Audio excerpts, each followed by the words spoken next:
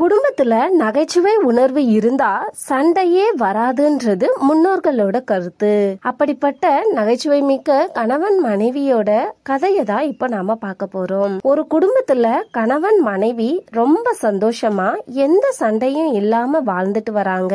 ஒரு வருஷம் கழிச்சு அவங்களுக்கு குழந்தை பிறக்குது. குழந்தைக்கு என்ன பேரு வைக்கிறதுன்றதுல 2 பேருக்குமே சண்டை நடக்குது. கணவன் எங்க அப்பா பேரை தான் வைக்கணும்ன்றாரு, மனைவி இல்ல எங்க அப்பா பேரை தான் வைக்கணும். இப்படியே ரொம்ப நேரம் 2 பேருக்கும் சண்டை நடக்குது. இத பார்த்த எதிர்த்த வீட்டுக்காரன் உங்களுக்குள்ள என்ன தகராறுன்னு கேட்டிருக்கான். ஒன்னும் இல்லப்பா, குழந்தைக்கு பேரு வைக்கிறதுல எங்களுக்குள்ள தகராறு. நான் எங்க அப்பா பேரை வைக்கணும்ன்றேன், இவ அவங்க அப்பா பேரை வைக்கணும்ன்றா. அதனால குடும்பத்துல நிம்மதி இல்லாம தகராறு நடக்குதுன்னு இருக்கான். எதிர்த்த வீட்டுக்காரன்னு நான் எதுக்கு இருக்கேன்? உங்களுக்குள்ள நான் பஞ்சாயத்து பண்ணி வைக்கிறேன். உங்க அப்பா பேரு என்னன்னு கேட்டிருக்கான். எங்க அப்பா பேரு சீனிவாசன். ஏமா உங்க அப்பா பேரு என்ன?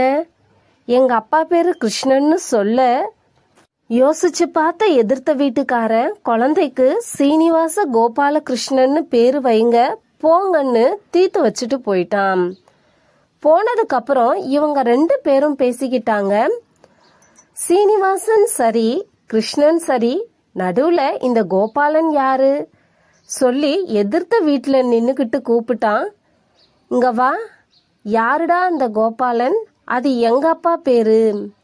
இவ்ளோ பிரச்சனைக்கும் நடுவுல அது மட்டும் இருந்தா என்ன ஆயிட போகுது? அதையும் சேர்த்து வச்சுக்கோன்னா. குடும்பத்துல கணவனும் மனைவியும் ஒரு சின்ன விஷயத்துல கூட ஒத்து போகலன்னா இப்படிதான் எதிர்த்த வீட்டுக்காரன் சண்டைக்கு வருவான்.